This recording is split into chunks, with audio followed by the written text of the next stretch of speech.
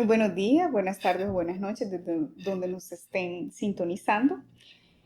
Ya hemos avanzado bastante, ¿verdad?, en lo que es la discusión y el desarrollo de esta parte del libro. Así que el día de hoy vamos a hablar sobre lo que son los diseños alternativos para ensayos clínicos randomizados y algunos tópicos para su implementación.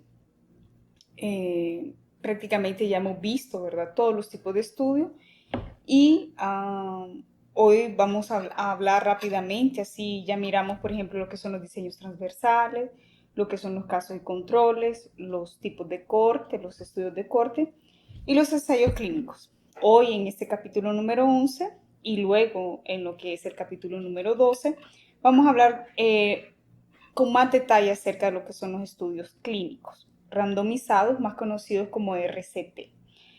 Realmente ellos han ayudado bastante, ¿verdad? Porque han sido un gran avance en el sentido de que han quitado bastantes problemas de los estudios anteriores, como son los estudios de corte y los casos y controles. Pero recordemos que necesitamos saber que ellos tienen que ser bien realizados. Si no, entonces a veces nosotros vamos a encontrar un mayor aporte científico en esos otros estudios.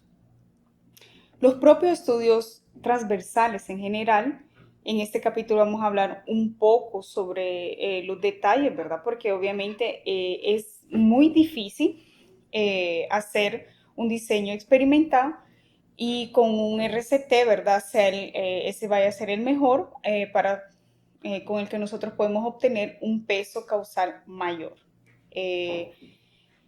Así que nadie va a conseguir siempre hacer un estudio perfecto, pero en este capítulo número 11, ¿verdad? Vamos a hablar sobre algunos de los problemas que nosotros podemos tener y algunos tips cómo nosotros podemos lidiar con esas dificultades que podemos tener que van a aparecer en la ejecución de los RCT, especialmente en la colecta de datos, en la randomización, en la localización que ustedes van a hacer su estudio. Este capítulo realmente está muy indicado para todos aquellos, el personal que quiere o que va a trabajar o que piensa en un futuro trabajar con la industria farmacéutica. Para trabajar como monitor, ¿verdad?, de lo que son las investigaciones clínicas. Este tipo de actividades, porque en este video nosotros vamos a hablar específicamente de los tipos de problemas o los problemas que puede tener un investigador y cómo se pueden visualizar dentro del desarrollo de este tipo de estudios RCT.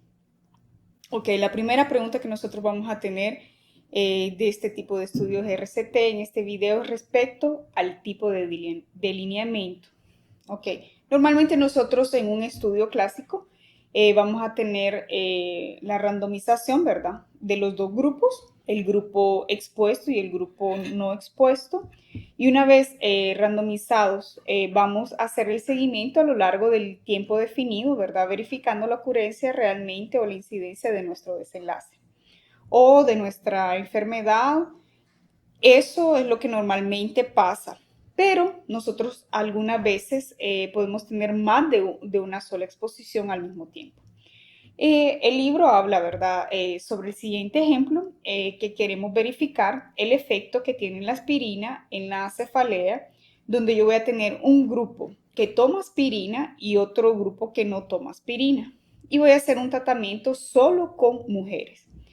Entonces voy a tener un grupo de mujeres que toman aspirina y otro que no toman aspirina. En este sería un tipo de diseño de un estudio RCT clásico.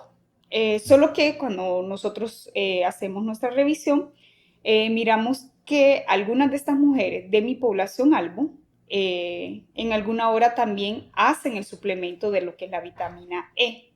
Y la vitamina E va a servir como una variable de control que afecta el resultado final o el desenlace.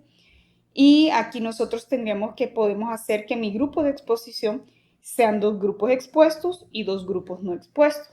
Ello realmente va a hacer una división de 4 grupos de la siguiente forma. El primer grupo sería el grupo que toma aspirina y tiene una suplementación con vitamina E. El segundo grupo sería el grupo que también toma aspirina, pero no tiene la suplementación con la vitamina E. El grupo número 3 sería aquel grupo que no toma aspirina, pero sí toma el suplemento de vitamina E.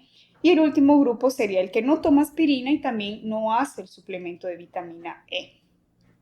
Este tipo de diseño se conoce como diseño factorial porque tengo dos variables, una en el que uso el uso de la aspirina, sí o no, y el de la suplementación de vitamina E, y de esta manera he generado los cuatro grupos. Entonces tengo dos factores, la vitamina E y la exposición de cada uno con sus dos grupos, con la presencia o ausencia de ella. El de alimento factorial ya tiene una dificultad mayor, porque ya tengo personas que toman o no toman aspirina y unos que sí y no hacen la suplementación de vitamina E. Nosotros aquí ya tenemos que aumentar nuestra randomización de más de un grupo, y esto nos lleva a tener cuatro grupos, y eso nos puede llevar a tener una mayor pérdida en cuatro grupos, puede ser diferente en cada uno de esos grupos. Esta pérdida hay que tener un control experimental mayor en cada grupo, y eso puede generar más problemas al tener más factores en la randomización.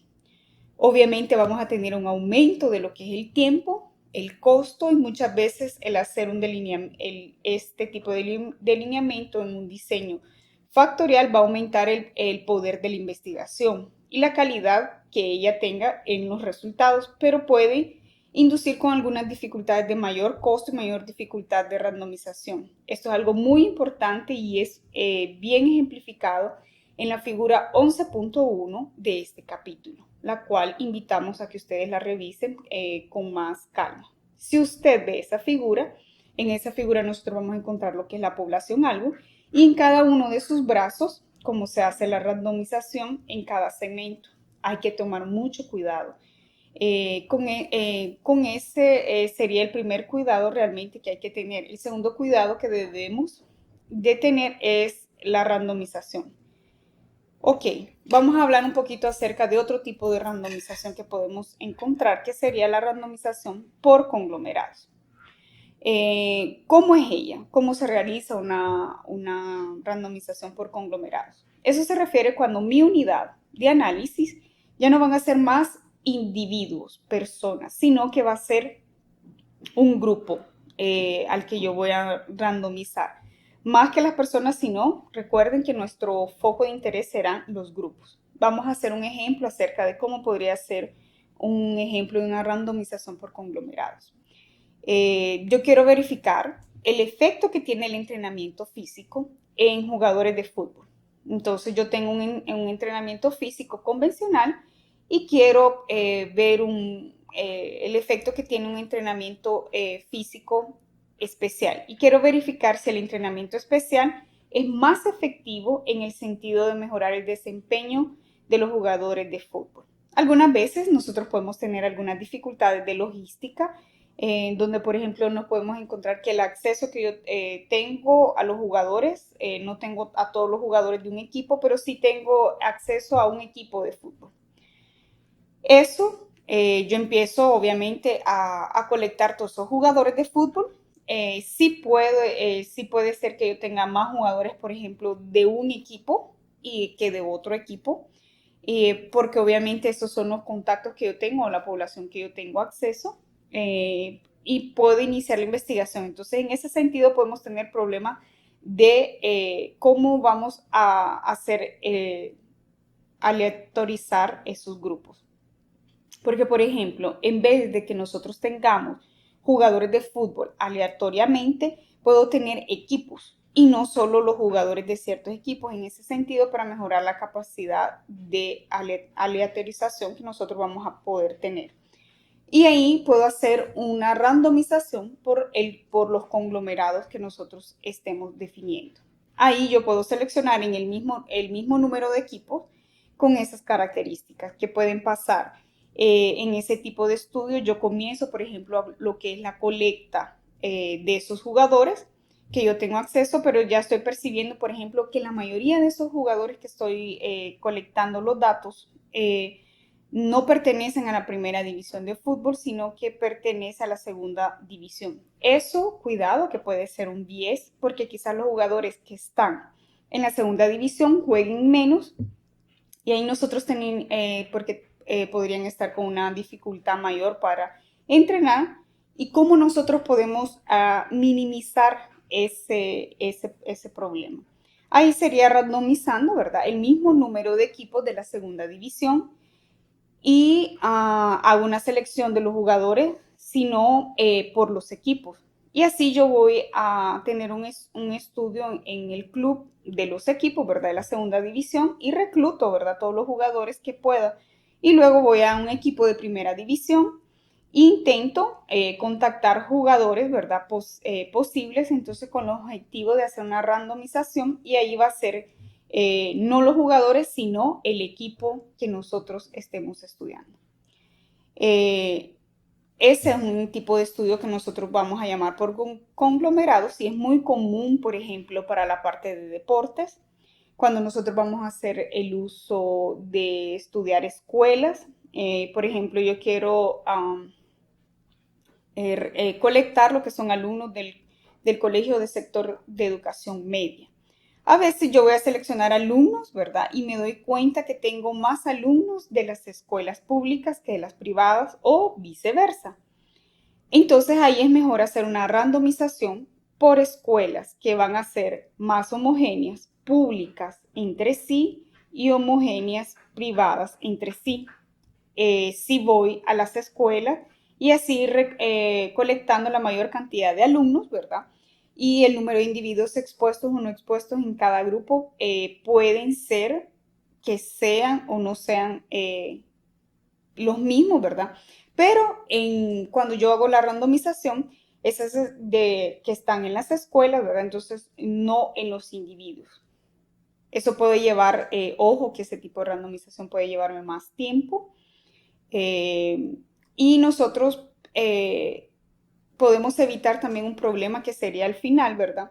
Que los resultados obtenidos nosotros tengan una mayor validad de esa investigación. Así que a veces es muy bien así pensar en incluir ese tipo de randomización en nuestro tipo de estudios de ensayos clínicos, ya que cuando tenemos esas dificultades específicamente con poblaciones diferentes en ese sentido, que son variables que van a influir en nuestros resultados. Ok, cambiando un poco, ¿verdad? Ahora vamos a hablar en sí de los ensayos clínicos, de los propios estudios clínicos. Por ejemplo, una vez que usted ya hizo la randomización de aquellos grupos, ya no nos preocupamos con el método de randomización, que usted decidió no hacer una randomización por los individuos, sino por conglomerados. Yo tengo más que un delineamiento factorial para más de un grupo. Entonces ahí nosotros ya pensamos sobre eso y definimos cuál sería el mejor método para que ya esté colocado en su protocolo. Ahora tenemos la ejecución del estudio. En sí, ya pensamos, ya pasamos de aquella fase de cómo nosotros estamos diseñando la randomización, la aleatorización de nuestro grupo, el tipo de randomización que vamos a hacer, si va a ser por individuo, aleatorio, factorial o conglomerado. Nosotros ahora vamos a entrar en la fase de ejecución del estudio.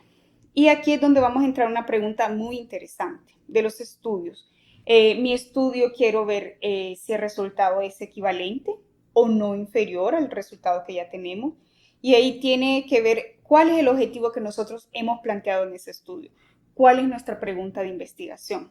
A veces el objetivo de mi investigación no es saber la eficacia de un medicamento, de un producto o de un entrenamiento, sino que yo quiero comprobar que las personas que hacen o no hacen, algunas veces yo quiero comprobar las personas que hacen el entrenamiento con personas que ya hacen un entrenamiento convencional.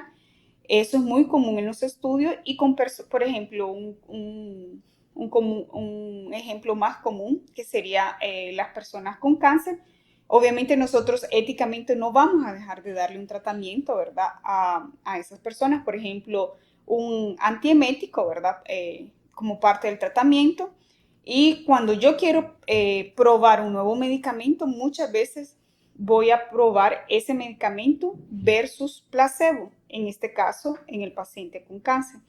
Entonces ellos siempre van a necesitar el tratamiento. Lo que nosotros vamos a hacer es comparar mi tratamiento convencional o casual con el nuevo tratamiento que nosotros estamos. Así nosotros nunca vamos a dejar de darle un tratamiento a esa población. Ese tratamiento convencional o basal que los pacientes reciben, yo no voy a probar el efecto de ese tratamiento. Lo que yo quiero es probar la superioridad que tiene el tratamiento que nosotros estamos hablando, el tratamiento nuevo, sobre el tratamiento convencional o casual. Entonces aquí va a ver, estamos introduciendo lo que son los tipos de estudios de superioridad. Cuando necesitamos verificar si existe un efecto de un tratamiento, ese efecto es mayor, ¿verdad? Que el tratamiento convencional o casual que ya tenemos, que existe padrón, ¿verdad? Y esos son los estudios de superioridad. Entonces nosotros ahí tenemos esa pregunta. ¿Es superior el efecto que tiene el tratamiento X al tratamiento X, que sería el tratamiento convencional? Es un poco diferente, ¿verdad? Los estudios placebo, porque el estudio placebo es un efecto endógeno, que todas las personas van a tener un mayor o menor grado, más al que nosotros ya tenemos. Cuando hablamos de un estudio de superioridad, es cuando ya tenemos ese estudio, ¿verdad? Y nuestro estudio queremos saber si es superior o mejor al tratamiento placebo, que ya está comprobada obviamente su eficacia. Y yo lo que realmente quiero saber si este nuevo tratamiento es superior o no. Él es realmente mejor, y en esos lo vamos a conocer como los estudios de superioridad. Ahora vamos a hablar un poco de los estudios de no inferioridad. Y en destaques, ¿verdad? Cuando los estudios es un poco parecido a los estudios de equivalencia, realmente que son equivalentes, que son similares a esos estudios. Entonces, enfocándonos un poco acerca de los estudios de equivalencia, son diferentes por una margen, ¿verdad? Y ¿qué sería esa margen? En un lenguaje técnico nosotros eso llamaríamos como lo que es el delta. Los estudios de equivalencia, yo quiero saber si dos grupos son diferentes por una margen, y esa margen determinada por medio del uso del delta. Nosotros podemos ver que en los capítulos anteriores, por ejemplo, en el capítulo 5, nosotros hablamos sobre ello, que es imposible que nosotros hablemos de las pruebas de hipótesis donde dos son efectivamente iguales. No da para saber eso. Se tendría realmente que hacer una prueba de hipótesis, ¿verdad?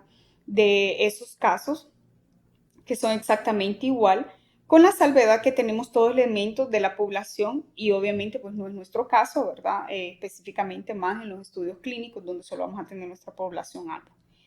Recuerden que yo siempre puedo afirmar que las cosas son diferentes, y por eso siempre va a ser mi hipótesis alternativa, siempre es la que voy a afirmar, que las cosas son diferentes. Eso en un estudio, por ejemplo, de equivalencia, no vamos a seguir afirmando que las cosas sean diferentes. Yo voy a afirmar la diferencia. De lo que yo quiero saber es si la diferencia es mayor o menor que esa margen, y esa margen es el delta, eso es lo que nosotros definimos específicamente en los estudios de equivalencia. En cuanto a los estudios de no inferioridad, es un poco parecido, pero yo quiero saber si esta margen de diferencia que yo estoy encontrando en mi estudio, ella es inferior al convencional. Ok, entonces tenemos lo que son los estudios de superioridad, que vamos a ver si realmente lo que estamos probando es mejor que el tratamiento convencional que nosotros ya tenemos en uso. Los estudios de equivalencia es saber si el tratamiento alternativo es similar al tratamiento convencional o ellos son diferentes por una margen. Y en el estudio de no inferioridad es donde yo quiero saber dónde ellos son diferentes por una margen menor del delta, y eso lo podemos ver en el capítulo 11, ¿verdad? Que vamos a encontrar bien definido en lo que es la figura 11.2, donde tenemos un intervalo determinado entre lo que es el 0 que sería el tratamiento, ¿verdad? Convencional, y una margen que es el delta. Entonces los intervalos de confianza que están arriba de la margen son intervalos superiores. Los que están intermedio son inferiores o equivalentes, y los intervalos abajo de la margen son los intervalos inferiores. Entonces yo quiero saber si el intervalo que está abajo obtiene equivalencia, ¿verdad?, dentro de ese delta. Así son esos, los estudios, por ejemplo, de superioridad que están fuera de la margen, obviamente con un delta mayor, así que podemos revisar y verlo mejor en la figura 11.2, que resume muy bien. Ahora, la pregunta que nosotros necesitamos saber es, yo tengo ese intervalo, y saber si mi estudio está superior, dentro o abajo de ese intervalo. ¿Cómo vamos a definir ese delta? ¿Cómo definimos ese tamaño que va a tener el delta? Ahí realmente es donde nosotros siempre podemos encontrar el problema en este tipo de estudio, que pueden ser muy susceptibles a lo que es el fraude, porque el tamaño del delta no está establecido. Es nosotros como investigadores quien va a definir ese delta.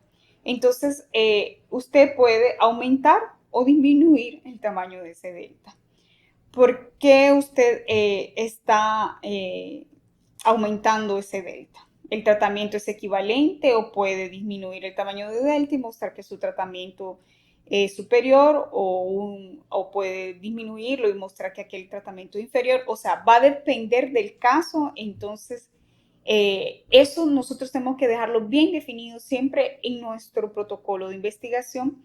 Si quiero hacer un estudio de inferioridad, de equivalencia, o si es superior, para saber cuáles van a ser los márgenes de ese delta. Nosotros necesitamos tener un gran cuidado también y dejar bien descrito en nuestro protocolo por ejemplo, si va a tener problemas y la probabilidad que este sea aceptado, ¿verdad?, para ganar fondos de investigación, ¿verdad? Porque esto replica en lo que es la reproductividad que nosotros podemos tener de nuestro estudio, los criterios a los cuales nosotros estamos generando ese delta. Y eso está mejor descrito, ¿verdad?, en lo que es el final del capítulo, en el apéndice 11A.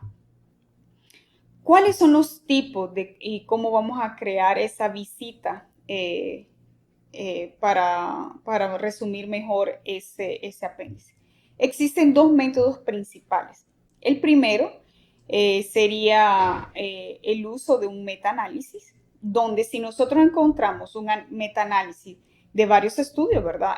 Donde aquello que nosotros estamos estudiando tenemos todos los artículos, cada uno de esos artículos va a tener el tamaño de efecto, y ese metaanálisis me muestra el tamaño final a rombo. Ustedes van a ver al final que todo metaanálisis tiene aquel rombo en la última línea.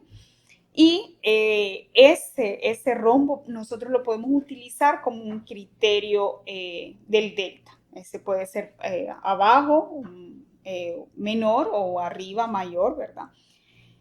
Y ese nosotros podemos utilizarlo perfecto como la media, ¿verdad? Y generar a partir de ellos los intervalos, ¿verdad? De ese tamaño de mi delta, ¿verdad? A partir de esa metaanálisis, recordando que esa metaanálisis tiene que ser una metaanálisis bien realizada, ¿verdad? Buscar la mejor metaanálisis sobre el tema que nosotros estamos investigando. El segundo criterio que nosotros podríamos utilizar es si nosotros no tenemos, por ejemplo, un metaanálisis en el área que nosotros estamos haciendo nuestra investigación. Podemos hacer la selección, ¿verdad? Hacemos una revisión bibliográfica y podemos seleccionar el mejor artículo, ¿verdad?, de que tenga una revisión completa sobre el tema. Y nosotros podemos utilizar como criterio, ¿verdad?, basado en su media y en el desvío padrón de la media de ese artículo que nosotros vamos a escoger como el mejor artículo de un grupo que tenga una línea de investigación clara sobre ese tema. Y la tercera opción que nosotros podríamos encontrar, ¿verdad?, es realizar un estudio piloto para establecer nuestro propio criterio, ¿verdad? donde nosotros podemos ya ver algunas ventajas o desventajas que puede presentar ese estudio piloto. Entonces recomendamos realmente que usted tome su tiempo, ¿verdad? Para hacer una lectura más profunda de ese apéndice 11.A como un complemento, pero tengamos también en mente, ¿verdad? Que cuando nosotros tenemos ese tipo de estudios, específicamente, por ejemplo, ensayos clínicos que vamos a ver de inferioridad o no inferioridad, de equivalencia, ¿verdad? O superioridad, el gran problema que nosotros vamos a tener siempre va a ser la definición de ese delta, de la hipótesis de investigación que nosotros tenemos. Así que eso nos va a llevar un poco de tiempo. Siempre tenemos que verificar la calidad que él va a tener, así que hacer una buena revisión, buscar las mejores metaanálisis para ello va a ser muy importante. Eso tiene que ser bien hecho, ¿verdad? Y no hay, así no vamos a tener ningún problema, ya que el secreto de todo de estos tipos de estudios va a ser el delta. Y un último método que nosotros podríamos, o herramienta que nosotros podríamos establecer, ¿verdad? Como ese delta, en especial, ¿verdad? En lo que son estudios bastante nuevos, sería que usted pueda buscar un especialista, alguien de referencia en el área, ¿verdad? Donde pueda darle una referencia de esa margen clínica que nosotros vamos a buscar en estos estudios sobre el tratamiento, ¿verdad? Si es bueno o es malo, por ejemplo, yo estoy tomando un medicamento para reducir el colesterol. ¿Cuánto debo de reducir el colesterol para presentar un efecto clínico? ¿Qué porcentaje de reducción debo de tener en comparación a ese medicamento tradicional o casual que estamos utilizando? Si yo, por ejemplo, tomo ese medicamento por 6 meses, me va a reducir un 30% de mi colesterol. Puede ser que yo ya tenga en ese nuevo medicamento, ¿verdad? Y no haga diferencia porque ese 30% es exactamente la misma margen del medicamento tradicional. Si yo quiero probar un medicamento para verificar superioridad, a él necesito tener una margen, por ejemplo, mejorar mi nivel de colesterol mayor del 30%, inclusive su intervalo de confianza del 30%. Si lo que yo quiero es probar que ese nuevo medicamento tiene una equivalencia, entonces tengo ese medicamento que tiene menos efectos colaterales que el medicamento tradicional, pero yo quiero saber si esa equivalencia que nosotros tenemos en comparación al medicamento tradicional, tengo que tener un intervalo de confianza que estar entre el 20% de la margen y entre el 0 y el 30%.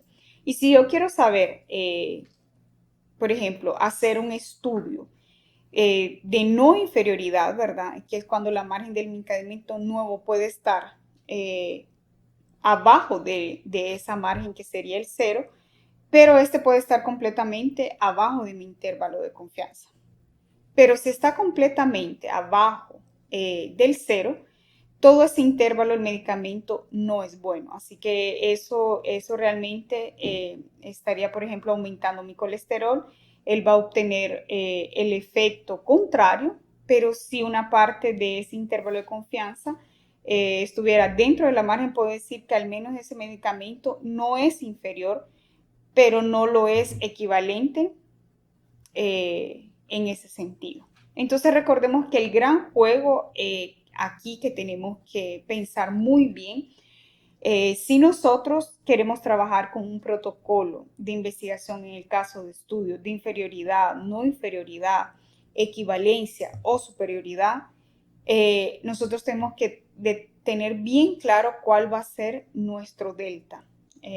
Con los tips que dimos anteriormente, cómo puede ser buscado ese delta. Ok, siguiendo con lo que es en esa línea, otro tipo de pregunta para pensar en los estudios RCT es por los delineamientos adaptativos. Entonces ya miramos los randomizados, estos pueden ser por conglomerados factoriales, donde hay más de una exposición combinada generando varios grupos, ¿verdad? Ok, ahora vamos a enfocarnos en la idea de un delineamiento adaptativo. ¿Cómo funcionan los delineamientos adaptativos? Ok, eso sería de la siguiente manera. Y es cuando yo tengo los grupos de personas ya con ese tratamiento, ¿verdad? Ellos ya fueron randomizados en el grupo expuesto y no expuesto. Y ahí yo verifico que el tratamiento en general, cuando está diseñado el estudio, usted diseña el tamaño de la corte. Entonces, por ejemplo, yo voy a observar que después de la randomización, dar seguimiento a ese estudio por 2 años. Ese fue el diseño de mi protocolo. Algunas veces ahí es donde está el delineamiento adaptativo. Por ejemplo, yo coloqué que quiero hacer un análisis interino a los 6 meses. Yo hago ese análisis y verifico que el efecto del tratamiento es muy alto. Y entonces el efecto de ese tratamiento, del uso del medicamento, es muy superior. Y es tan benéfico, ¿verdad? Los resultados que nosotros estamos encontrando, que puedo parar mi corte antes, con menos tiempo, ¿verdad? Del que habíamos planificado. Esa es la idea realmente de un delineamiento adaptativo. También puede ser que sea todo lo contrario, ¿verdad? Infelizmente, donde yo verifique, por ejemplo, en 2 años haciendo en mi desenlace sea, por ejemplo, mortalidad del uso de ese medicamento. Yo tengo el grupo expuesto y no expuesto. Y quiero verificar la incidencia de la mortalidad. Entonces, a veces con 6 meses, infelizmente yo verifico que el grupo expuesto está muriendo más significativamente que el grupo no expuesto. Entonces, no tengo por qué esperar, obviamente, los 2 años, y nosotros podemos parar el estudio en ese momento. Entonces, es muy importante realizar esos análisis intermediarios, así sea a la mitad de los estudios, pero no debemos olvidar que el análisis intermediaria o interina, ¿verdad? Puede ser una fuente de ruido, de bias. Así que como ellas pueden ser una fuente de bias para mi análisis final, ellas también pueden ser bien descritas. Inclusive, ¿verdad? Ellas afectan la probabilidad de lo que es la diferencia en el estudio final. Entonces, por ejemplo, cuando usted verifica que el tratamiento es muy eficaz o que causa daño, ¿verdad? Se justifica al terminar antes el seguimiento de la corte o ensayo clínico. Eh, en ese sentido, no hay ningún problema, ¿verdad? Se conoce que cómo está el grupo expuesto y no expuesto. Se comenzaron a observar después de los 6 meses, ¿verdad? Y hago un análisis interina a los 6 meses y verifico que existe un 10% de diferencia entre el grupo expuesto y no expuesto. Pero la diferencia no es muy grande, ¿concuerdan? Entre el intervalo de confianza incluye el 1. Entonces vale la pena seguir ese grupo por más tiempo, no parar nuestra corte con 6 meses. Y ahí viene a mi cabeza en el momento de hacer el análisis final, ¿verdad? Porque nosotros ya conocemos ese análisis interino e intermediario que nosotros hicimos, y puede ser que ya eso afecte, puede interpretar que ellos con más o con menos beneficios en función del análisis intermediario que nosotros tuvimos, ¿verdad? Así que nosotros tenemos que tomar mucho cuidado con ello. Existen alguna forma de tomar cuidado, ¿verdad? Por ejemplo, hacer un ciego. Sería cómo podríamos hacer ese ciego en ese análisis intermediario que nosotros estamos intentando realizar. Sería hacer ese análisis sea realizado por un grupo independiente del grupo que está realizando la investigación, ese análisis intermediario o interina, y así no habría una influencia, ¿verdad?, en el análisis final. Eso sería una forma, ¿verdad? Otra forma sería regular el nivel de significancia, que he llamado corrección de Bonferroni. ¿Cómo podríamos utilizar la corrección de Bonferroni? Eso podría ser de la siguiente manera. Yo quiero probar que la asociación entre el grupo expuesto y mi desenlace en un ensayo clínico. Para ello necesito hacer las pruebas. Solo una vez, o sea, cuando yo he empezado a reclutar todas las personas desde el inicio, y comparo ellas al final. Y haciendo esa prueba estadística, cuando hago el análisis interino, nosotros estoy haciendo una prueba más en el medio de investigación para, al momento de realizar mi estadística final, o sea, para probar mi pregunta de investigación, estoy haciendo una prueba 2 veces. Entonces, de una forma interina, ¿verdad? En el medio de mi colecta y otra al final. Y yo puedo usar un error alfa, usar del 5%, quizás no fue lo que nosotros definimos, ¿verdad? O sea, que de un significado de un 5% dividido entre 2 porque estoy haciendo un análisis interina, ¿verdad? Y un análisis al final. Y de esta manera, ¿verdad? Sí voy a incluir los resultados significantes que fueran menores al 5%, sino 2,5% en cada uno de sus análisis. Eso sería una forma, ¿verdad? De cómo lidiar con lo que son los delineamientos adaptativos y de los bies que pueden a pasar a lo largo del tiempo que nosotros estamos colectando esos datos.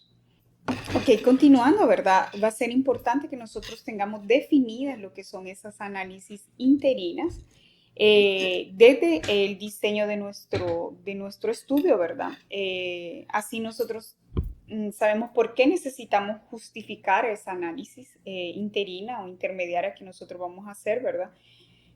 Porque, por ejemplo, el tratamiento que nosotros estemos dando puede hacer que sea muy peligroso, que el beneficio sea muy rápido, ¿verdad? Eso tiene que estar establecido al momento que nosotros tengamos que hacer nuestro cálculo de muestra, porque recordando, ¿verdad? Lo que es el error alfa puede cambiar y eso también se va a cambiar el tamaño de nuestra muestra y también tiene que saber si hay que reducir o el nivel de significancia, si vamos a tener que contratar un grupo independiente para hacer ese análisis intermediario, recordando los costos que esto puede tener y ese procesamiento de los datos y así se puede usar recordando ese nivel de significancia del 5%, dividiendo en la mitad del estudio quien tenga un valor mayor de 2,5 y al final también en esa segunda parte del análisis. Ok, recordemos que todos estos tipos de análisis tienen que estar bien definidas en nuestro protocolo de investigación porque ellas tienen que estar incluidas con lo que es el cálculo de muestra. Ok, cuando nosotros, por ejemplo, no vamos a conseguir hacer la randomización de las personas, por ejemplo, ya saben el tratamiento, un tratamiento ya es mucho mejor que el otro, ya se conoce eso. Cuando usted no puede dejar de dar el tratamiento, ¿verdad? Ese es un tipo de problema de la randomización. Y otro sería cuando el tratamiento es muy importante y regresamos al punto del ejemplo de cáncer, ya que todas las personas necesitan obviamente ser tratadas, ¿verdad? No vamos a escoger una persona que va a estar sin tratamiento. Y en ese sentido, ¿verdad? No hay una opción de randomizar. Y en el brazo tratado o no tratado, muchas de esas personas lo necesitan y tiene que estar la parte ética, ¿verdad? Así que necesitamos hacer, por ejemplo, un diseño de estudio donde se trate a todo el mundo, pero con el objetivo del estudio es verificar la eficacia de ese nuevo tratamiento. Es un poco contradictorio, la verdad. Y es que no es ético tratar a todo el mundo si usted no sabe si el tratamiento es realmente eficaz. Entonces, aquí nosotros vamos a tener el grupo tratado y no tratado en algún momento. ¿Cómo podemos resolver ese problema de la randomización?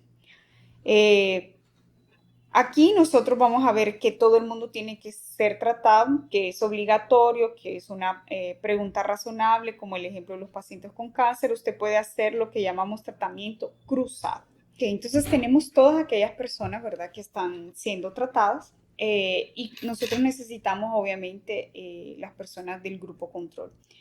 ¿Quiénes serían esas personas del grupo control? Pues podrían ser aquellas personas, ¿verdad?, que están en la lista de espera, ¿verdad?, de ese tratamiento, ¿verdad?, y que están siendo tratadas de manera convencional y están en la lista de espera para entrar en ese nuevo tratamiento. Entonces ellos serían mi grupo control porque ellos no estarían siendo tratados porque no pueden estar siendo tratados todos de una vez. Y ahí entra un paciente en el estudio donde fue colocado en el grupo tratado con el tratamiento nuevo, además del tratamiento tradicional. Y así, conforme se va entrando las personas del estudio de esa lista, ¿verdad?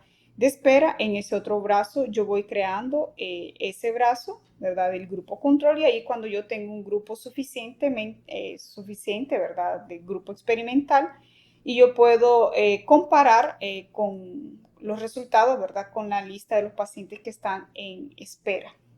Y ahí podemos verificar, ¿verdad? Caso a caso la eficacia que tiene ese tratamiento, sea grande, ¿verdad? Y las personas que entraron en el brazo de tratamiento versus los pacientes que están en la lista de espera.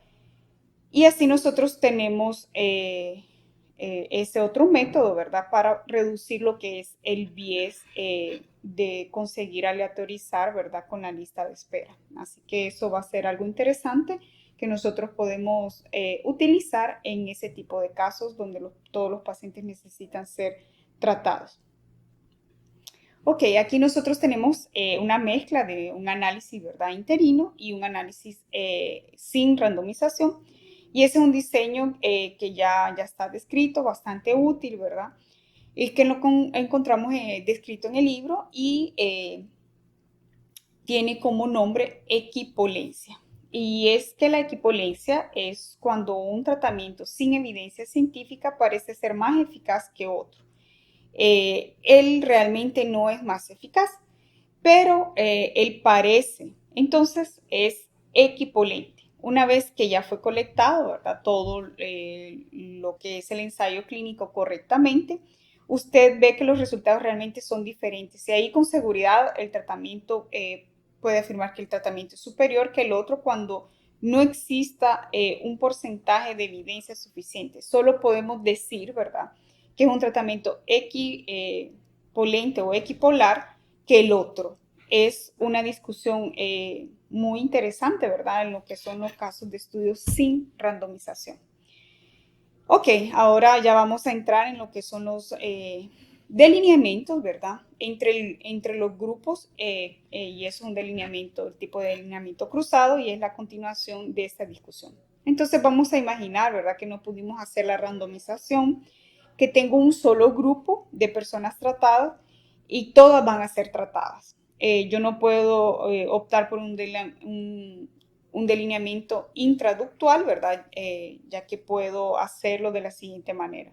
Yo soy un paciente tratado, voy a tener siempre todos como expuestos, ¿verdad? Y no expuestos, y yo voy a hacer el tratamiento completo para todos. Entonces hago un periodo de tiempo sin tratamiento y después hago las observaciones nuevamente en el mismo grupo de personas. Entonces yo voy a tener un periodo de tratamiento contra también lo que es un periodo de sin tratamiento. Y nuevamente un periodo de tiempo con tratamiento, y ese es el análisis entre esos grupos.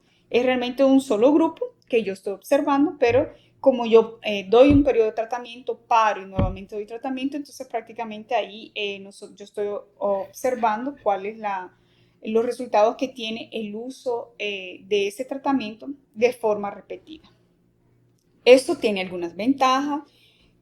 Como no consigo hacer la randomización, esa puede ser una buena práctica, y la principal desventaja son el efecto, obviamente, del aprendizaje. Entonces, esa persona que ya tiene su tratamiento y hago en un periodo sin tratamiento, a veces en ese periodo que yo tengo ese grupo sin tratamiento, que no fue tan grande, y cuando yo voy a tratar nuevamente, esta persona ya tiene el efecto del aprendizaje, ¿verdad?, de lo que es el tratamiento, y eso se debe sobre todo en la parte psicológica o psicométrica, que se sufre bastante, porque, por ejemplo, en ese tipo de estudios, ¿verdad?, de esas áreas, podemos nosotros tener tendencias. Por ejemplo, la del clima, tendencias según la estación del año, tendencia de clima, por ejemplo, si yo estoy tratando un grupo de personas hoy hay un periodo sin tratamiento y ese periodo sin tratamiento coincide, por ejemplo, con la estación de verano. Por ejemplo, yo tengo una variable ambiental que afecta puede afectar los resultados de ese estudio, ¿verdad? Y yo trato nuevamente ellos y estamos en, entrando, ¿verdad?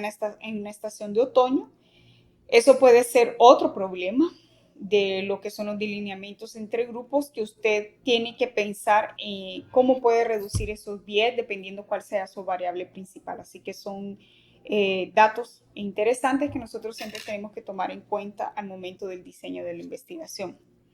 En cuanto al delineamiento cruzado, es el mismo principio de lo que es el delineamiento entre grupos. En ese mismo grupo de personas, yo estoy colocando lo que son tratados sin tratamiento y trato sin tratamiento. En el delineamiento cruzado yo coloco un grupo tratado y otro grupo no tratado. Al mismo tiempo, un grupo expuesto y un grupo no expuesto. Después, damos en ese periodo sin tratamiento y se invierte nuevamente ese grupo, esos grupos. Entonces, en ese sentido es bastante similar, ¿verdad?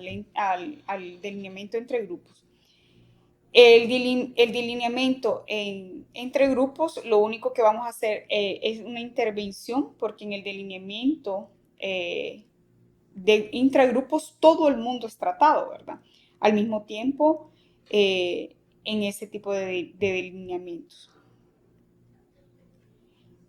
En el delineamiento cruzado nosotros siempre vamos a hacer el cruzamiento de ellos recordando del tratado y no tratado en periodos diferentes.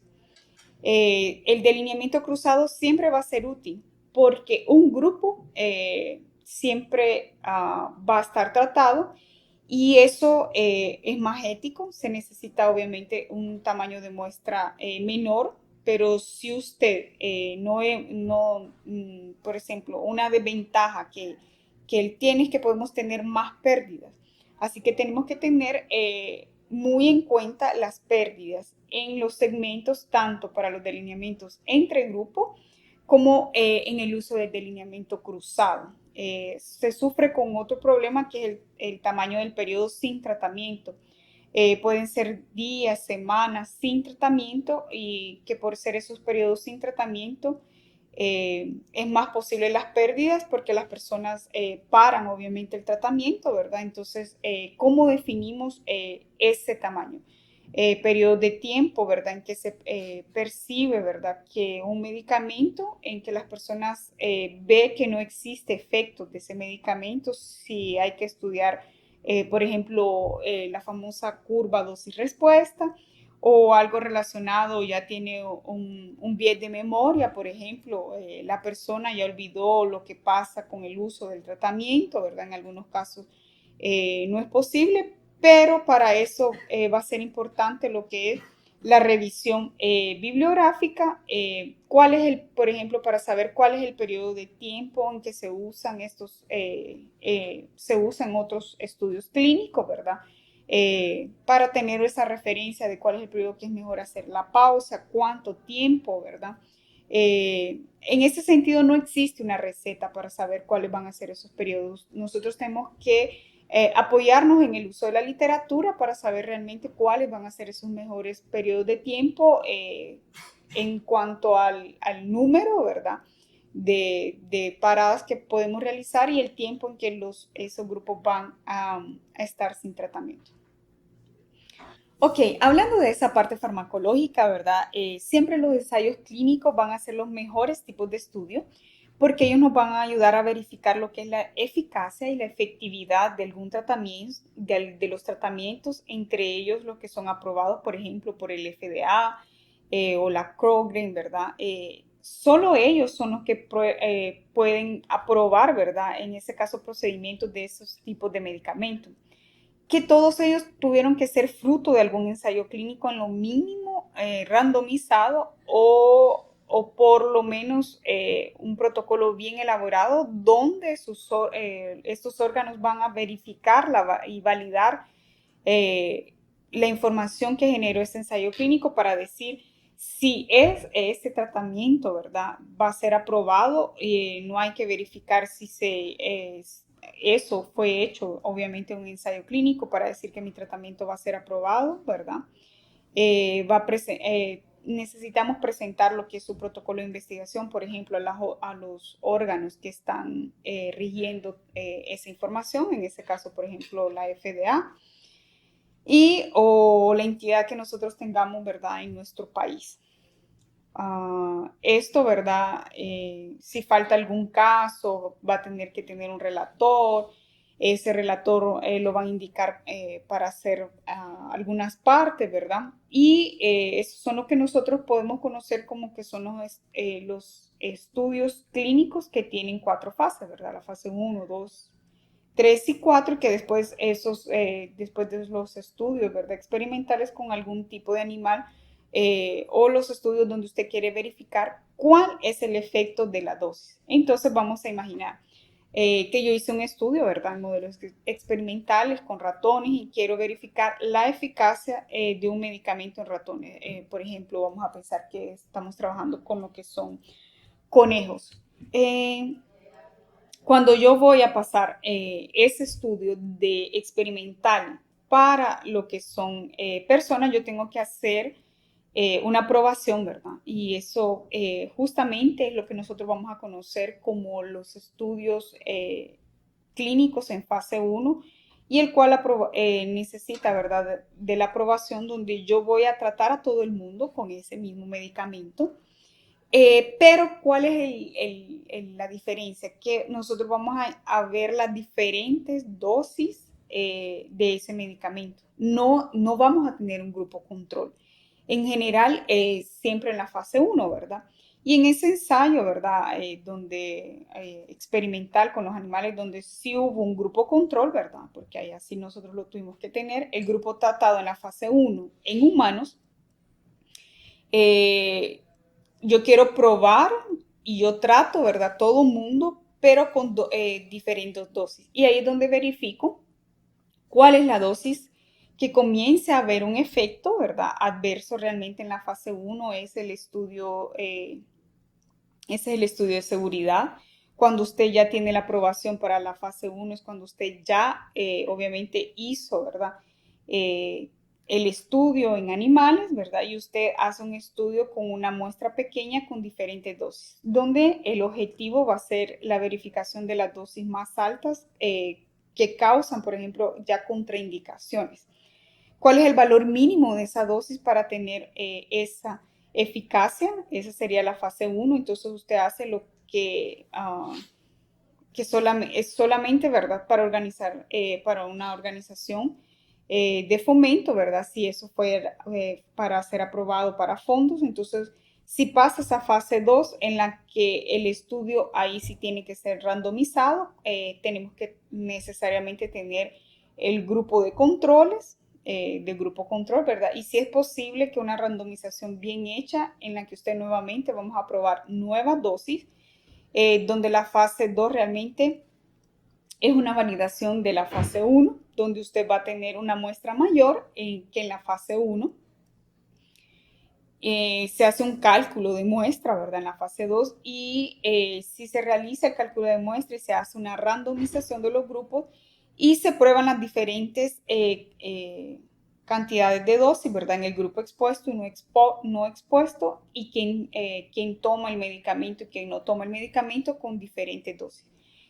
Usted puede incluir como una variable independiente, ¿verdad?, dentro de su estudio la dosis del tratamiento. Entonces, en esa fase 2 nosotros va a servir para verificar la eficacia del medicamento, pero también para la pregunta de seguridad de la dosis. Entonces, usted, si vamos a verificar en la fase 2, tiene un nuevo medicamento, ¿verdad? ¿Cuál es la dosis ideal? ¿Y cuál es la dosis que causa un efecto menor o los efectos colaterales, ¿verdad?, del efecto de la dosis. De acuerdo, ¿verdad?, específicamente a la fase 2, nosotros pasamos ya a lo que es la fase 3. Y la fase 3, obviamente, es otro estudio, ¿verdad?, randomizado, controlado, bien diseñado, donde una muestra más grande, donde usted hace un estudio de cálculo de muestra, ¿verdad? De la población con una calidad, obviamente vamos a verificar lo que es la validad externa mayor, es un RCT de gran porte en la que ya no se prueba más la dosis, o sea, ya fue definida en la fase 2 cuál es esa dosis y porque las dosis ya fueron definidas en esa fase 2. Y ahí nosotros vamos a verificar que el medicamento, ¿verdad? En qué grupo toma el medicamento, el grupo que no toma el medicamento, con los dos ya definidos en la fase 2. Así se verifica la diferencia que a lo largo del tiempo, y en el caso, ¿verdad? La FDA, que es el órgano regulador, va a aprobar lo que es la fase 3 de medicamentos, puede ser lanzado comercialmente y ahí puede entrar ese medicamento en el mercado y ahí es donde se hace la fase 4. ¿Qué consiste, verdad? La fase 4 es un estudio obviamente de la población con una muestra grande, no es pero no es observacional y ahí es donde nos vamos a reclutar personas por un tiempo con la exposición a ese medicamento, donde se hacen preguntas y pruebas de verificación. No son estudios de corte necesariamente, eh, sino más estudios observacionales, en los que usted va a verificar los efectos adversos en grandes poblaciones. Muchas veces en subgrupos pequeños muy específicos las personas tienen un efecto adverso de ese medicamento y ahí solo se puede encontrar ese efecto adverso, ¿verdad? En esas subpoblaciones en lo que es la fase 4. Así que eso puede dar, por ejemplo, retiro del medicamento por un tiempo, ¿verdad? Para reavalidación de lo que es las indicaciones, todos sus términos, las características de la descripción y ese medicamento, por obviamente qué efectos adversos mayores se han encontrado en esa fase 4 y luego puede ser un relanzamiento, ¿verdad?, de ese medicamento en el mercado. Es básicamente así, es que un medicamento, un tratamiento, un procedimiento es aprobado para el lanzamiento. Eso es para políticas obviamente públicas. El entrenamiento con medicamentos muy baseado específicamente en lo que son los tipos de estudios de ensayos clínicos y ahí es donde entramos en lo que es la fase 4, ¿verdad? Que ya explicamos de un ensayo clínico y ahí es donde viene la idea de un estudio piloto. Ok, un estudio piloto, ¿verdad?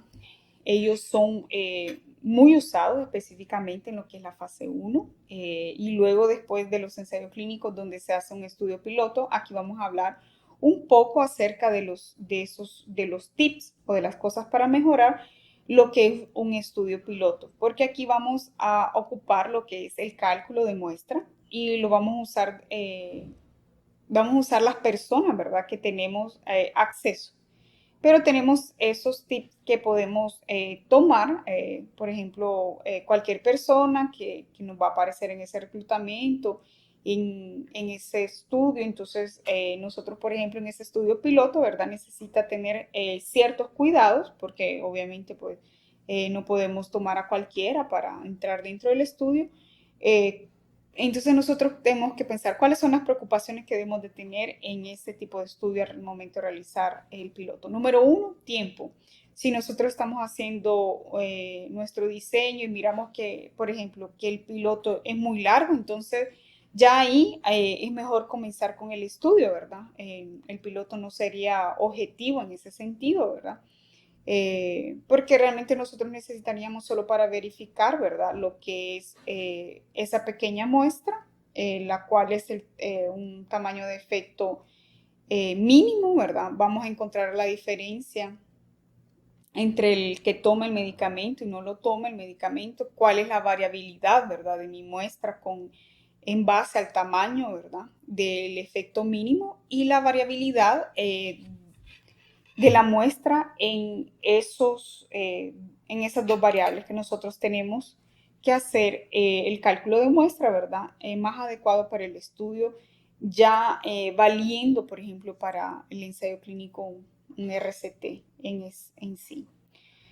Entonces los estudios pilotos tienen tres objetivos. Número uno, verificar la seguridad al tener que dar una dosis de un medicamento y si surge alguna alteración, un efecto adverso, por ejemplo. Especialmente los aspectos éticos deben de ser bien verificados dentro del estudio piloto. El efecto de dosis, la del tamaño de efecto, ¿verdad? La variabilidad para el cálculo de muestra. La cual es real. Vamos a realizar el segundo y el tercer objetivo es verificar, ¿verdad? Lo que es los posibles factores de confusión que nosotros habíamos pensado en el diseño del estudio. En el estudio piloto,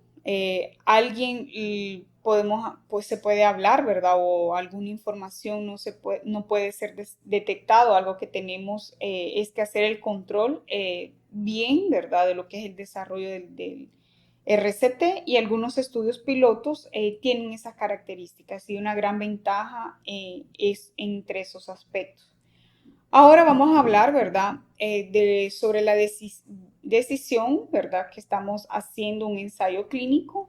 Una de las cosas que vamos a tener son pérdidas, porque es un estudio obviamente longitudinal, que eventualmente vamos a necesitar pensar qué vamos a hacer para evitar esas pérdidas o cómo podemos reducir lo que es realmente pensado, ¿verdad? Que estamos haciendo en ese diseño, porque no da para pensar eso y después ya realmente en la colecta de la investigación, cómo hacemos con esas personas que no desarrollaron una adherencia a nuestro estudio. Así que todo eso nosotros tenemos que pensarlo desde el diseño.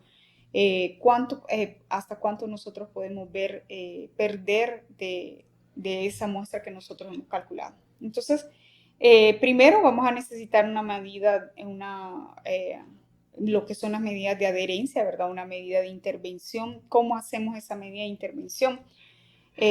Por ejemplo, hay varios tips para ello. Primero, recordando, ¿verdad? Que en el ensayo clínico voy a hacer una randomización de las personas expuestas y no expuestas al evento, por ejemplo, fuma o no fuma, o cosas de ese tipo, ¿verdad? Que hacen que el entrenamiento físico que nosotros estamos proponiendo para ese ensayo clínico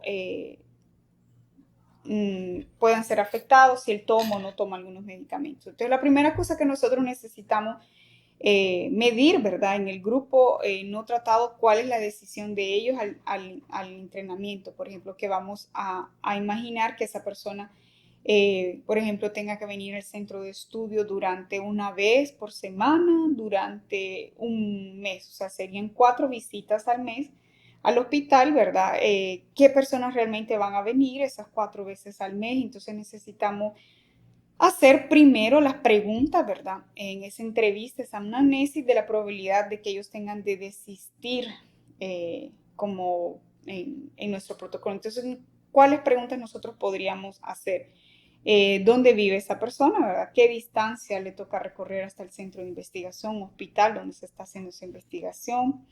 Eh, si esa persona sea parte, entrar en el grupo de tratamiento es importante o no, ¿verdad? Recordando que puede estar en el brazo ciego, ¿verdad? Siendo una persona tratada en general, ella ya va a ver los beneficios, y esa persona que está en el grupo tratado obviamente puede tener una mayor motivación de regresar semanalmente al hospital, ¿verdad?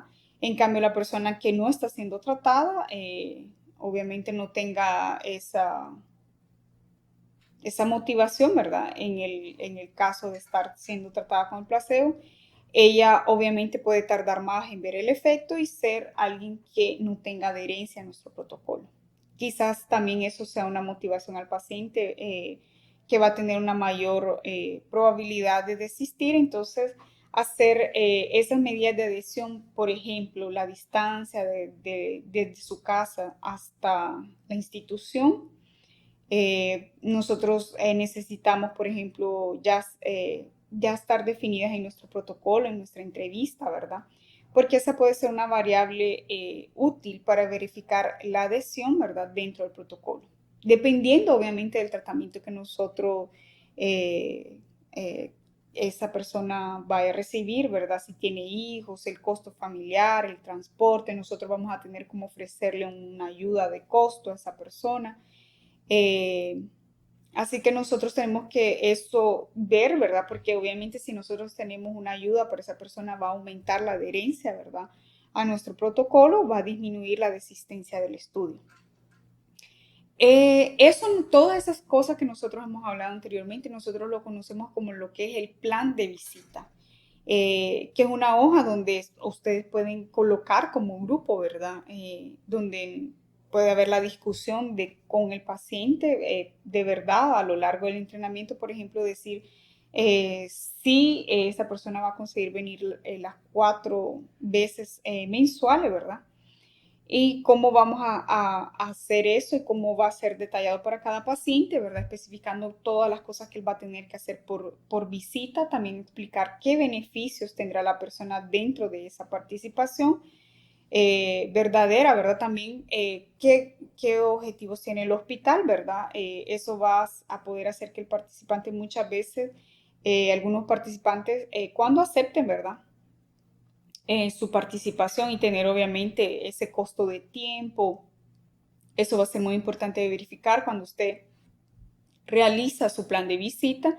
Tenemos que ser muy realistas, ¿verdad? Con las medidas de adhesión de esos pacientes y eso va a aumentar completamente mucho lo que es la participación dentro de nuestra investigación y en el proceso hacer conciencia, ¿verdad? A nuestros participantes de las dificultades y ya va a ser mucho mejor la adhesión o esos participantes desde el inicio ya nos pueden decir, no, realmente yo no voy a tener la condición de participar, no tengo el tiempo de hacer una visita semanal. Pero eso nosotros solo lo podemos conseguir teniendo claro y definiendo muy bien lo que es el plan de visitas. Por ejemplo, vamos a imaginar que vamos a observar los pacientes durante 4 semanas, una vez por semana por un mes. Eventualmente vamos a tener pacientes que sí van a estar súper bien dentro del tratamiento, ¿verdad? Que no van a desistir, que no obviamente nosotros no, pueden ser que desista en la primera visita, ¿verdad? Y esos pacientes nosotros tenemos que ver, ¿verdad? Intentar mantenerlos durante todo nuestro protocolo de investigación y verificar, por ejemplo, cuál fue la causa de desistencia. Y ahí tenemos que colocar, ¿verdad? Dentro de nuestro modelo de investigación, incluir eso, ¿verdad? En el cual el análisis de datos de algunas medidas de adhesión pueden ser variables útiles para el análisis de los resultados. Por ejemplo, colocar como un análisis, dentro del análisis, la variable de distancia. Entonces, quizás aquellos pacientes que vivían más distantes, ¿verdad? Ellos fueron los primeros que desistieron. Eso se llama un análisis de intención, ¿verdad? O free. ¿En qué se refiere ese tipo de análisis? Es a realizar un análisis, ¿verdad? Para verificar cuáles fueron, es la causa de eficacia en un tratamiento, pero ello va a ir llevándonos, ¿verdad? A las pérdidas que también nosotros tuvimos en el estudio, ya que van a haber resultados que pueden ser diferentes por esas pérdidas que nosotros tenemos. Entonces, por ejemplo, por esas personas que abandonaron nuestro estudio. Hay algunos tipos de análisis de intención de tratamiento, así que el análisis estadístico va a ser una herramienta, ¿verdad? Bien útil, donde nosotros podemos utilizar, ¿verdad? Ese tratamiento de esos datos de los pacientes que abandonaron nuestro estudio, ¿verdad? Y existen algunas técnicas útiles para realizar, ¿verdad? Ese tipo de cosas. Pero en este video no vamos a profundizar acerca de ese tipo de técnica.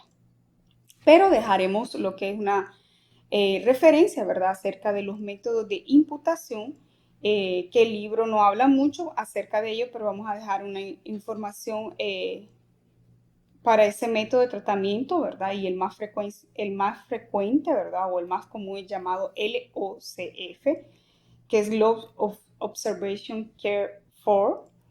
Y es bien interesante porque siempre va a llevar adelante la última información de esa persona que desistió. Entonces vamos a imaginar que el participante tenía que hacer 4 visitas.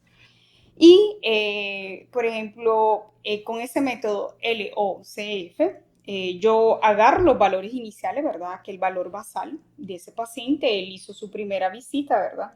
Y, por ejemplo, tuvo una medida de 50. La primera visita él hizo 80 y yo no tengo otras medidas de ese paciente. Entonces yo necesito, ¿verdad? Lo que voy a hacer es sustituirlas por no me harían falta dos visitas, ¿verdad? La tercera y la cuarta. Yo las voy a sustituir por ese último valor que yo obtuve del paciente. O sea, la tercera visita sería un valor de 80 y la cuarta visita también tendría un valor de 80. Quiere decir que en la práctica yo voy a suponer que todos los individuos de mi muestra que salieron del tratamiento, yo no voy a colocar ellos de regreso, ¿verdad? Y pensando que ellos se mantuvieron estables en esa última visita a lo largo de lo que es su tratamiento. Con ese método LOCF tiene una gran ventaja, ¿verdad? Y tiene obviamente también una gran desventaja. ¿Cuál es la ventaja que nosotros podemos encontrar con ese método? Obviamente, ¿verdad? El poder de la muestra porque no hay pérdidas. Los datos siempre van a ser esos datos sustituidos. ¿Y cuál es la desventaja? Que este tiene, ¿verdad?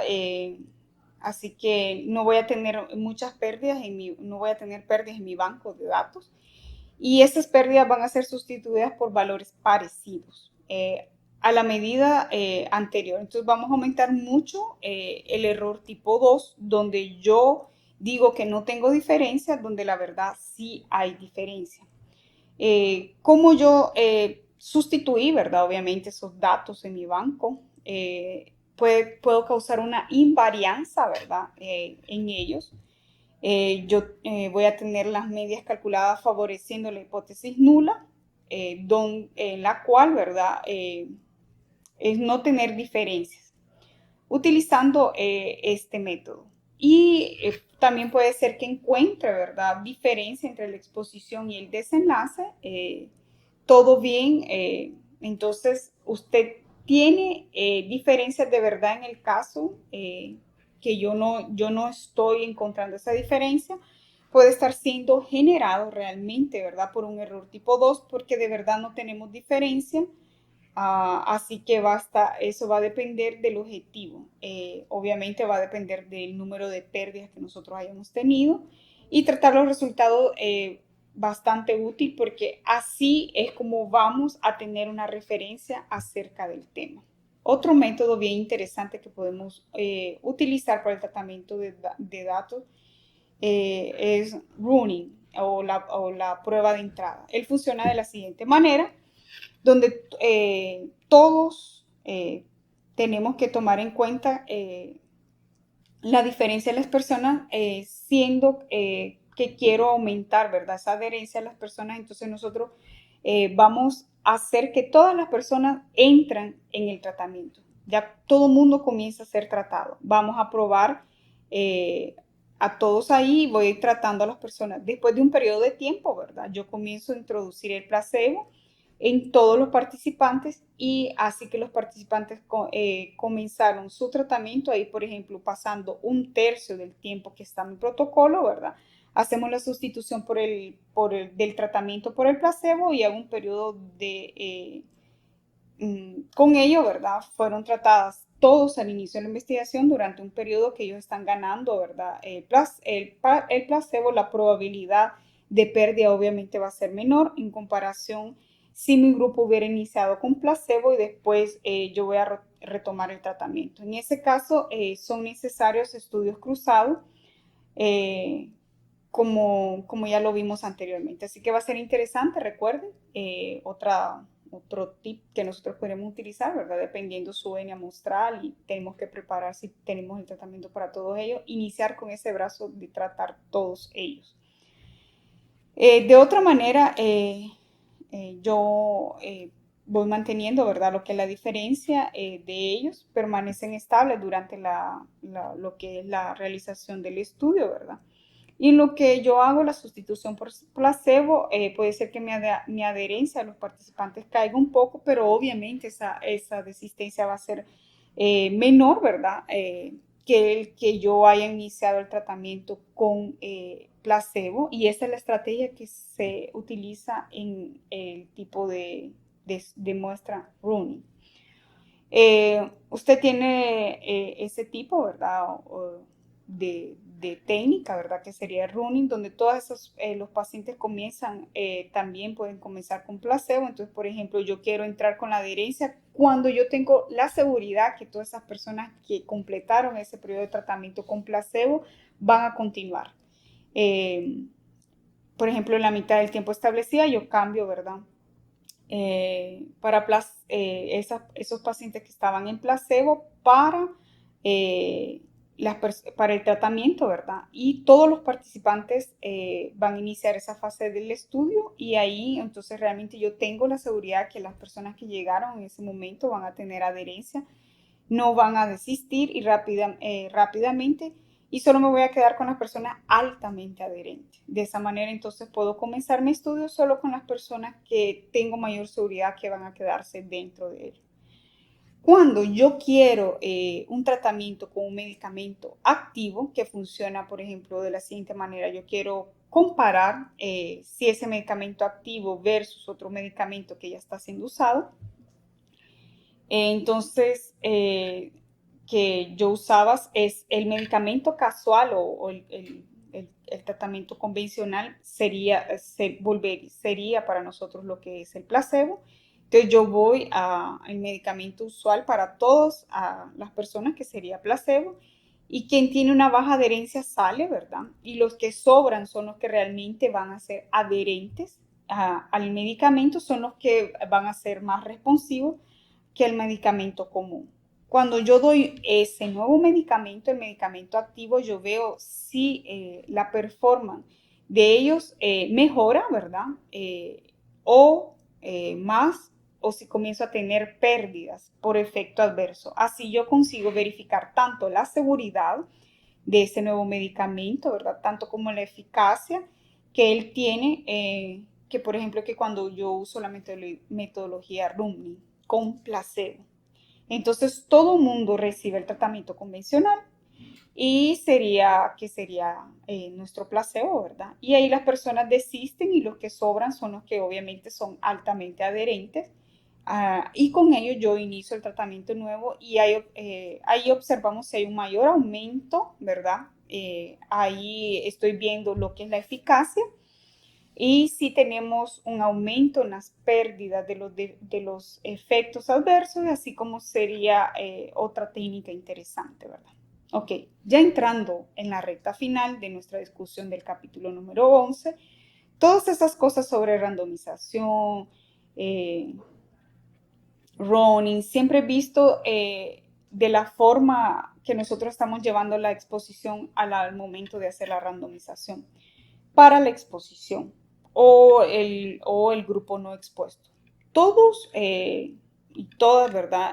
Nuestras preocupaciones obviamente van para lo que es la exposición en la mayoría de los casos, y ahora vamos a enfocarnos sobre el desenlace. ¿Cómo nosotros, ¿verdad? Vamos a evaluar la eficacia de ese tratamiento. A veces puede existir una variación clínica y no hay ningún problema. Por ejemplo, si hubo una disminución del colesterol, que es más segura porque es una medida, obviamente, por ejemplo, bioquímica, pero a veces yo lo que quiero, mi objetivo va a ser verificar la satisfacción que tiene el participante con el tratamiento, y el relato verbal dice que es muy poco sobre el tema, no es muy exacto. Entonces, algunas veces nosotros podemos usar para evaluar lo que es las pruebas que se llaman las pruebas de concordancia. ¿Qué son las pruebas de concordancia? Esas son pruebas clínicas donde yo hago lo siguiente. Tengo mi grupo de personas dividido, ¿verdad? El grupo expuesto y no expuesto, evaluando el desenlace a lo largo del tiempo que yo estoy evaluando ese personal. Y solo que, por ejemplo, en vez de ser un evaluador en el desenlace, sean dos personas las que están evaluando el desenlace, porque así nosotros, cualquier variación, ¿verdad?, que exista, puede ser una variabilidad mayor entre cada uno de los individuos, ¿verdad? La respuesta, entonces pedimos, por ejemplo, a dos médicos evaluar el desenlace y así yo verifico cuánto ellos concuerdan, ¿verdad? Entre ellos y así hacer una media de los resultados de las medidas que ellos realizaron y obviamente eso sería algo mucho más fidedigno que usar la respuesta individual, eso sería muy común, ¿verdad? Usar dos fuentes diferentes para la evaluación de nuestro desenlace. Y eso sería avaliar, ¿verdad? Lo que son las pruebas de concordancia o hacer la media va a ser un tipo muy importante para medir nuestro desenlace. Y ahí tenemos otro punto muy importante, que sería acerca de la monitorización de los ensayos clínicos que tienen que ver con las pruebas interinas. Algunas veces, ¿verdad? Los investigadores inician su investigación haciendo una corte para, por ejemplo, 2 años. Y ella solo va a parar con 2 años. Y ese es el objetivo que nosotros tenemos, por ejemplo, ya diseñado en nuestra cabeza. Algunas veces, ¿verdad? No podemos hacer una interrupción. Podemos hacer una interrupción por los daños, por ejemplo, teniendo personas en el grupo no expuestas muriendo más que en el grupo expuestas. Eso ya puede ser una medida de daño y nosotros podemos parar el estudio en ese momento y eso sería una buena justificación. No existe ningún problema. También podemos hacer una interrupción, ¿verdad? Si nosotros encontramos un beneficio, ¿verdad? Y ese beneficio ya está muy claro, es grande. Entonces, eso en ese caso, ¿verdad? Para hacer una interrupción, podemos ya hacer el lanzamiento del nuevo medicamento. Algunos estudios, por ejemplo, en fase 3, cuando nosotros percibimos que puede tener un beneficio o un daño muy grande, es interrumpido antes, obviamente se hace una evaluación de la eficacia que existe, ¿verdad? Algún problema, ¿verdad? O alguna interrupción de la corte y así nosotros también encontramos, no puede ser que no encontremos ningún efecto, ¿verdad? Hasta la mitad de nuestro estudio, en un año, nosotros miramos que no compensa continuar, ya que, por ejemplo, no hay una diferencia significativa y esa es una interrupción basada obviamente en la calidad. Y ya para entrar en la parte final de nuestra discusión, vamos a ver la idea de lo que es el intuition tree. Cuando tenemos muchas pérdidas, ¿verdad? En esa parte del análisis estadística, algunas veces yo tengo muchas pérdidas en lo que habíamos hablado, en lo que es la adherencia, ¿verdad? Y cuáles pueden ser los tips que podemos utilizar para mejorar esa adherencia. Puede ser, por ejemplo, que esa pérdida que nosotros estemos teniendo sea mayor en el grupo no expuesto que en el grupo expuesto. Pasa en algunos casos cómo podríamos llevar nosotros adelante ese tipo de pérdidas, que no fueron obviamente pérdidas aleatorias, ¿verdad? Las pérdidas fueron mucho más en quien no fue tratado de quien fue tratado. ¿Cómo nosotros podemos hacer ese análisis estadístico en el que nosotros podemos, ¿verdad?, ir agregando lo que son los factores de adhesión, aquellas variables que antes de comenzar el estudio nosotros no colocamos como predictores para adherencia, ¿verdad? Y colocar ellas como factores de confusión en el análisis estadístico. Eso obviamente sería una óptima forma si se diera la necesidad de la imputación de datos. Pero obviamente nosotros lo que vamos a siempre buscar es tener una buena adherencia y evitar utilizar ese tipo de herramientas al final, ya que lo ideal es tener la mayor calidad en nuestras investigaciones. Ok, para nosotros poder controlar, ¿verdad? Por ejemplo, si nosotros verificamos que más personas tratadas desistieron de nuestro estudio y miramos que puede existir una variable relacionada con ella, ¿verdad? Por ejemplo, la distancia donde ella vive al hospital o donde donde nuestro estudio está siendo llevado a cabo, ¿verdad? Podemos conectar esa variable, ¿verdad? La distancia de su casa al hospital, colocar en el modelo final de regresión como un factor de confusión puede ser parte de un propensity score, ¿verdad? Que nosotros podemos definir y hacer un análisis estadística mejor.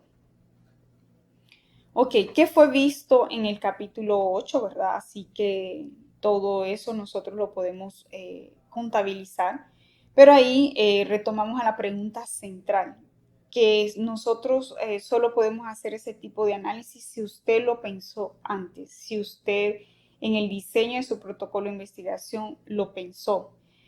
Yo voy a hacer análisis entre grupo, voy a hacer la verificación del grupo, va a tener una adición o no, cuáles son las variables que voy a preguntar para hacer las medidas de adhesión, ¿verdad?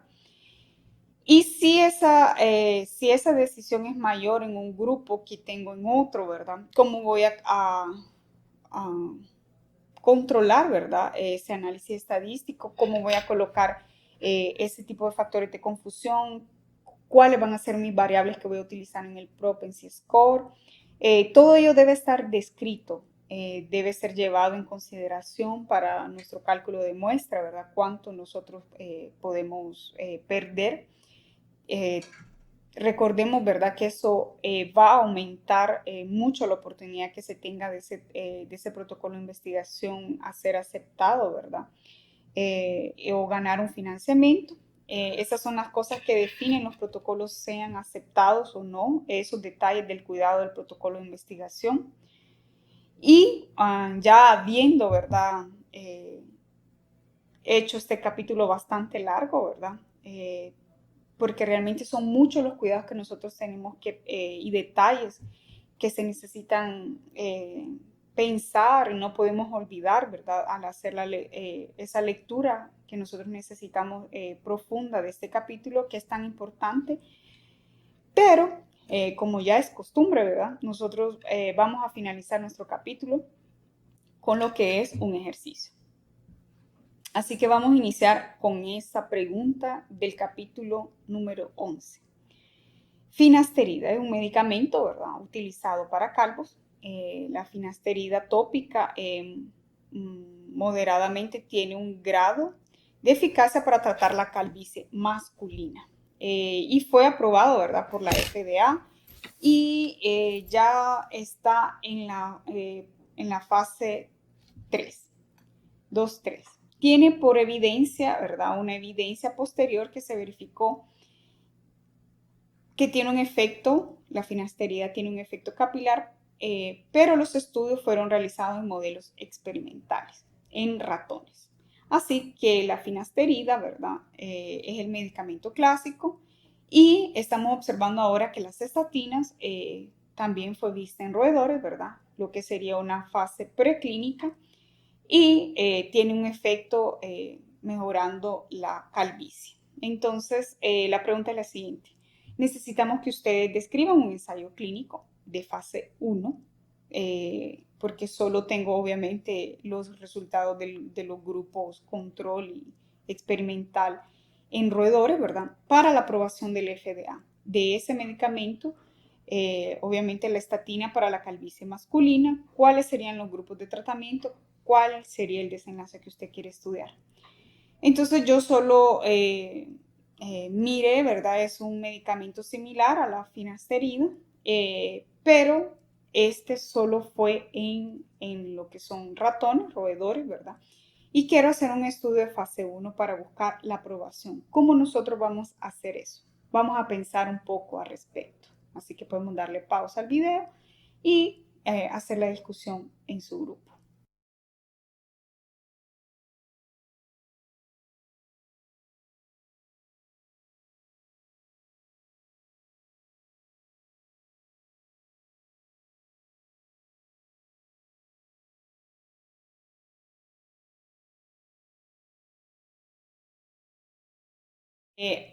Como ya pensamos, muy bien, necesitamos tener en mente que el principal objetivo del estudio clínico en la fase 1 es verificar la dosis y la seguridad en investigación. La preocupación todavía no es tan grande. Con la eficacia, recordemos que en su inicio, en la fase 2, ¿verdad? Como ya miramos, las estatinas tienen un grado de eficacia en los modelos en roedores, ¿verdad? Y ese mecanismo de crecimiento capilar en los roedores, obviamente es un poco diferente al humano, ¿verdad? Quizás no tengamos esa comparación como haríamos en el ensayo en la fase número uno, ¿verdad? No vamos a tener el grupo control, necesitaremos que todo el mundo que entre en el estudio, tendríamos que tratar a todos, lo único que haciendo uso de diferentes dosis. Si lo que la estatina ofreciera una mejora en el crecimiento capilar, ¿verdad? Ya tendrá una muestra menos y trataríamos todos.